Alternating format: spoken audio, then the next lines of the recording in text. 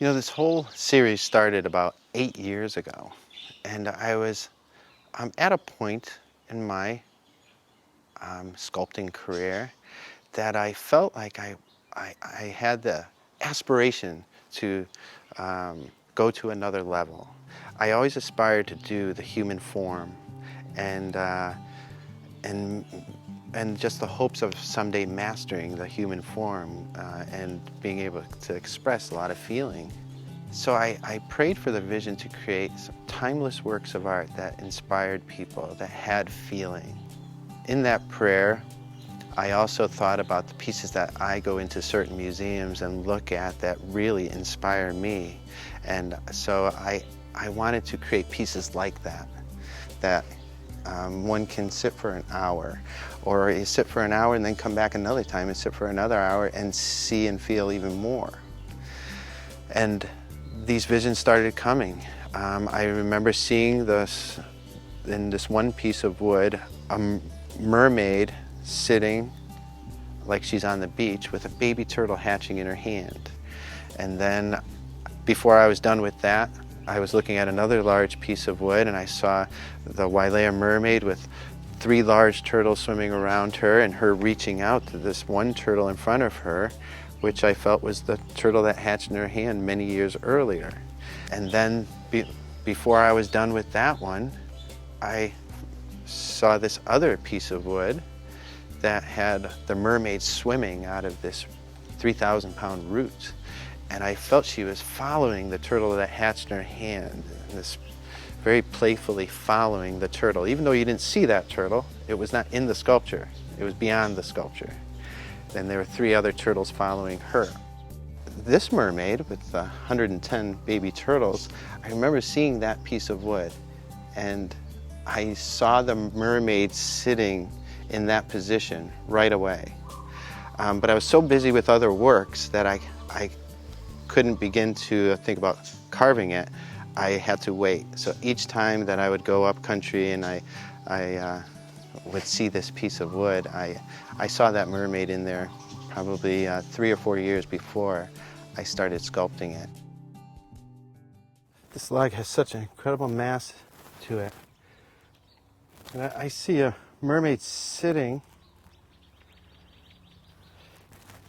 nestled into the reef, kind of like the last one, the one that's already finished, but with more intricate reef and all baby turtles around her, swimming around her. And then the one that hatched in her hand, I want still in her hand, somewhere inside of here. And the other arm and shoulder, her head will be up in here. Her knees will be back inside there with the tail kind of flipping right around this side. That'll leave plenty of room for a reef there, a reef here with all baby turtles swimming around it, one swimming towards her. Maybe the one that hatched in her hand is just swimming towards her and she's just about to touch it, or it's swimming right into her hand.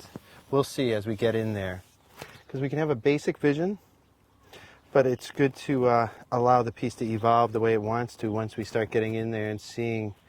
See all these ripples here? This means that all the grain in there is all rippled. All this light and dark means that there's a lot of light and dark grains inside here. So we're going to allow this to evolve, but there's definitely a mermaid inside there, seated and interacting with. There could be up to 100 little baby turtles in this whole piece. That would be the ultimate. There did come a day, which was January 5th of 2009, when I brought my chainsaws up there and drew out the basic image of the mermaid and started cutting her out with the chainsaw. And I left all the rest of the wood there. I was just taking enough off to bring the mermaid out.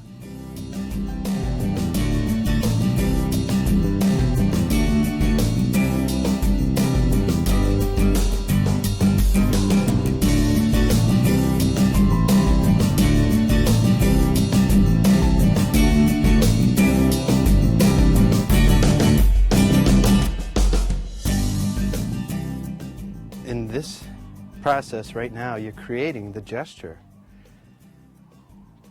So the chainsaw is so much fun because you can do it so quickly. I mean, you saw how quickly I was able to bring out the angle of the face, and now we have, you know, we can almost see her face in there.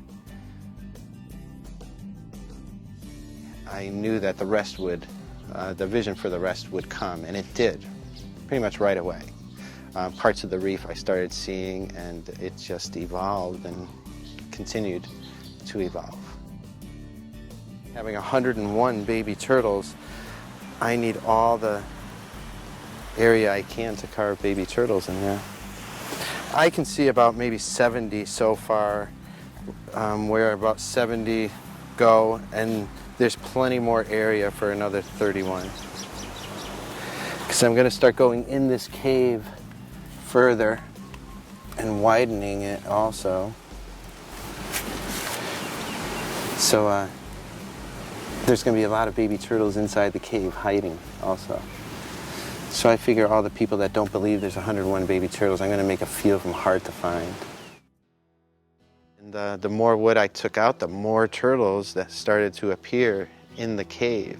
And then a pufferfish appeared way inside the cave.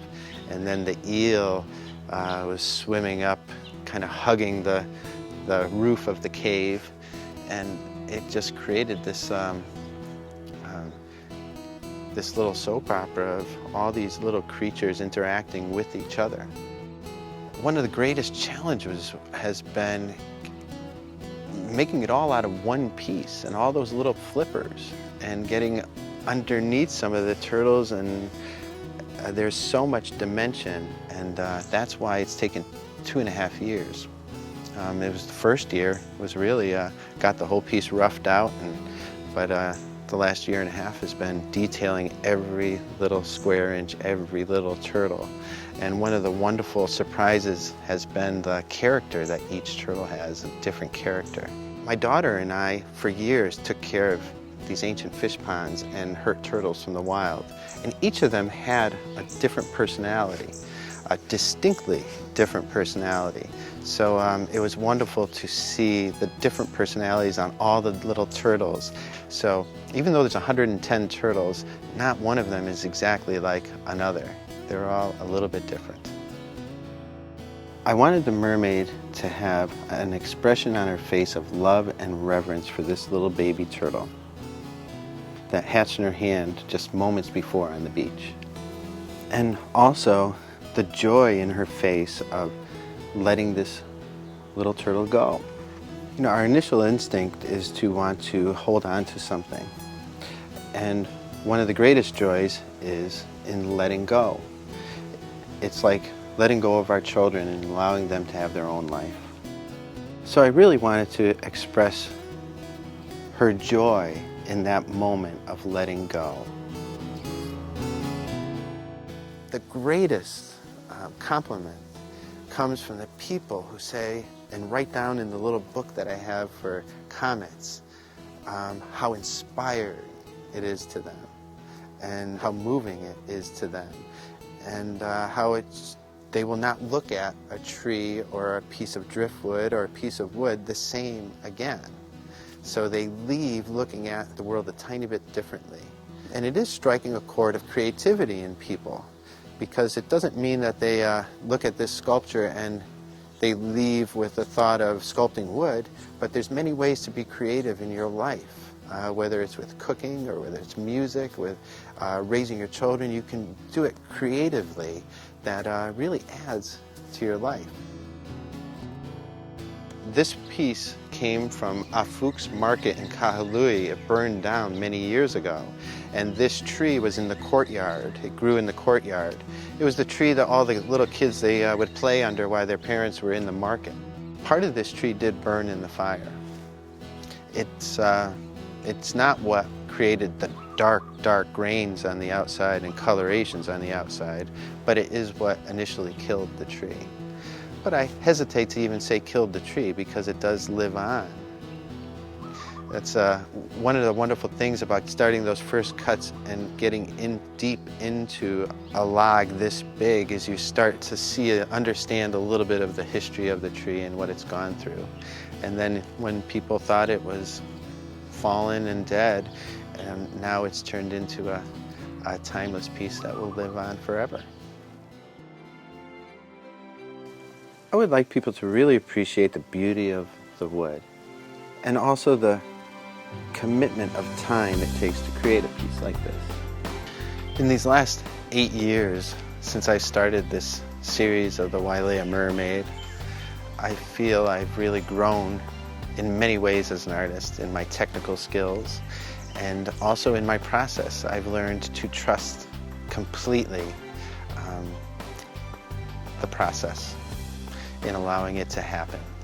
And I just feel I have a knowing that it always will end up the way it's supposed to, and it will surprise me beyond my greatest dreams. So when people come up and are so surprised, I know how they feel because I'm just as surprised seeing it evolve. And this is yet another piece that has gone beyond anything I could have dreamed of. And when I began it, I never dreamed it would evolve to be what it is today. And so that's a wonderful thing as an artist.